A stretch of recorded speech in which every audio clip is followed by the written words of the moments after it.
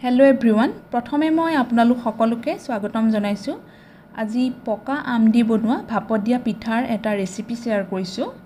ভাপত দিয়া পিঠা হয়তো সকলোৱে খাই ভাল পায়, কিন্তু এনেকে পকা আম দি যদি বনায় ইয়াৰ সোৱাদ সঁচাকৈ দুগুণ বাঢ়ি যায়। এতিয়া আমৰ সিজনত এনেকে বনাই খাব পাৰিব, গতিকে ৰেচিপিটো আপোনালোকৰ লগত শেয়াৰ কৰিছো।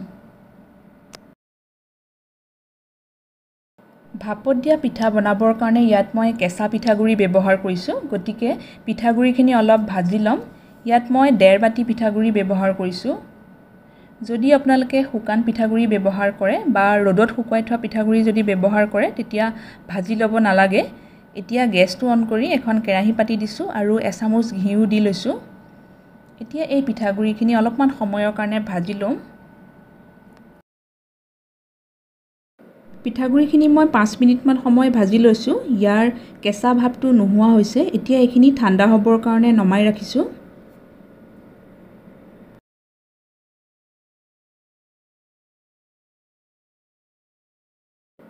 আৰু পিঠাত দিবৰ কাৰণে ইয়াত মই আজি একেবাৰে কম পৰিমাণে ঘিউ ব্যৱহাৰ কৰিছো।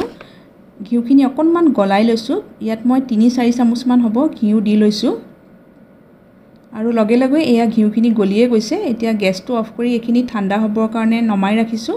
আৰু পৰাপক্ষত আপোনালোকে ৰিফাইন তেলৰ সলনি ঘিউৱে ব্যৱহাৰ কৰিব, তেতিয়া পিঠাৰ টেষ্টটো খুব বেছি ভাল হয়। আমি আমৰ ভাপত দিয়া পিঠা বনাবলৈ গৈ আছো, গতিকে এটা পকা আম লৈছো। আমটো খুব ভালদৰে ধুই লৈছো আৰু এতিয়া এনেকে মই কাটি লৈছো।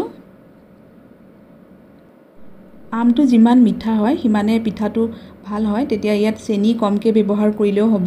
এতিয়া এটা মিক্সি জাৰ লৈ লৈছো আৰু বাকলিখিনি আঁতৰাই আমখিনি এনেকৈ মই ইয়াত দি লৈছো। মিক্সিৰ সলনি আপোনালোকে ইচ্ছা কৰিলে ৰুকনিটো ৰুকি ল'ব পাৰে।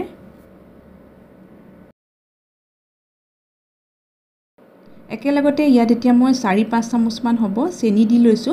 আমটো যথেষ্ট মিঠা, গতিকে মই চেনিটো সেইটো হিচাপতে দিছো। আপোনালোকে ভালদৰে আমটো চাই ল'ব। আৰু ইয়াত এতিয়া প্ৰায় আধা গিলাচমান হ'ব গাখীৰ যোগ কৰি দিছো। গাখীৰখিনি আগতীয়াকৈ গৰম কৰি নৰ্মেল টেম্পাৰেচাৰত ৰখা গাখীৰ। লগতে 2টা ইলাচি দিছো। এতিয়া এইখিনি খুব মিহিকৈ পিচি ল'লো।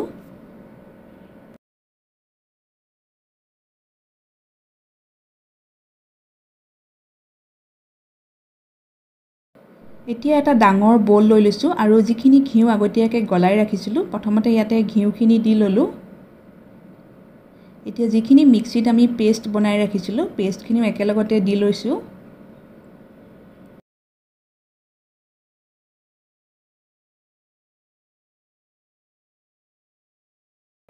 এতিয়া এই গোটেইখিনি খুব ভালদৰে মিক্স কৰি লৈছো।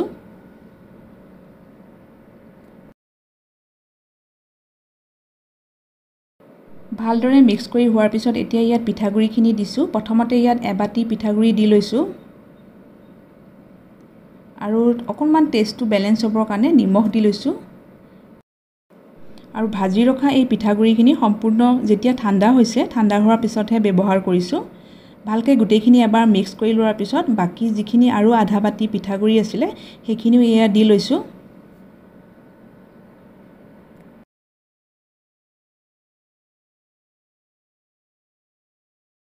পিঠাগুৰি আৰু আমৰ এই মিশ্ৰণটো খুব পনীয়াকৈও ৰখা নাই আৰু বহুত বেছি এয়া ডাঠো কৰা নাই। এতিয়া এইখিনি প্ৰায় এঘণ্টামানৰ কাৰণে ঢাকি ৰাখি দিছো।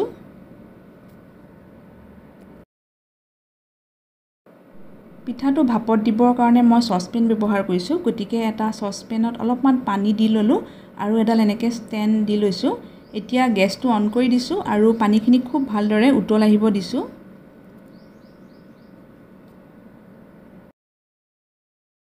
ভাপত দিবৰ কাৰণে কেৰাহী বা প্ৰেছাৰ কুকাৰো ব্যৱহাৰ কৰিব পাৰে। আৰু পিঠাটো ভাপত দিবৰ কাৰণে মই এনেকুৱা ষ্টীলৰ টিফিন এটা লৈছো। টিফিনটোত অকণমান চাৰিওফালে ভালদৰে ঘিউ সানি লৈছো।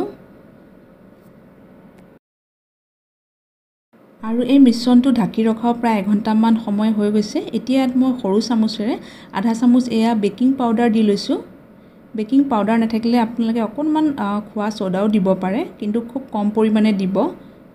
এতিয়া গোটেইখিনি এবাৰ ভালকৈ মিক্স কৰি লোৱাৰ পাছত যিটো টিফিন বাতি ৰেডি কৰি ৰাখিছিলো তালে গোটেইখিনি বাকি ল'লো।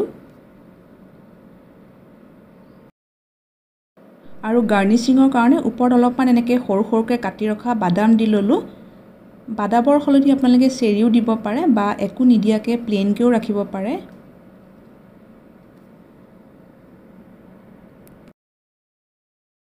চচপেনত আমি যিখিনি পানী উতলিবলৈ দিছিলোঁ পানীখিনিও এয়া চাওক খুব ভালদৰে উতল আহিছে। এতিয়া গেছটো একেবাৰে কমাই দিছোঁ আৰু খুব সাৱধানে ইয়াতে বাতিটো বহাই দিছোঁ। এতিয়া এই পিঠাটো মই 30 বা 35 মিনিটৰ পিছত চেক কৰিম। এতিয়া মই 35-40 মিনিটৰ পিছত চেক কৰিছোঁ। পিঠাটো হৈ যাব লাগে আৰু খুব সাৱধানে এখন আঁতৰাইছোঁ কাৰণ যথেষ্ট গৰম হৈ আছে। ওপৰটো অলপ এনেকৈ কাপোৰ এখনে মচি লৈছোঁ আৰু খুব সাৱধানে এইটো মই লাহে লাহে খুলি লৈছোঁ। পিঠাটো এনেকৈ হাতেৰে চুই চাওঁতে দেখি ধৰিব পাৰি সিজি গৈছে বুলি। তথাপিও এনেকৈ ষ্টিক বা এখন নাইফ দি চাব পাৰে। ষ্টিকডালত অলপো কেঁচা বেটাৰ লাগি অহা নাই, তাৰমানে পিঠাটো খুব ভালদৰে সিজিছে আৰু চব কিমান ধুনীয়া এটা কালাৰো হৈছে। যদি ষ্টিকডালত কেঁচা মিশ্ৰণ লাগি আহে তেতিয়া আৰু 5-10 মিনিটৰ কাৰণে সিজিবলৈ দিব। পিঠাটো মই অলপ সময়ৰ কাৰণে ঠাণ্ডা কৰি ল'লোঁ আৰু এতিয়া ডিমোল্ড কৰি লৈছোঁ।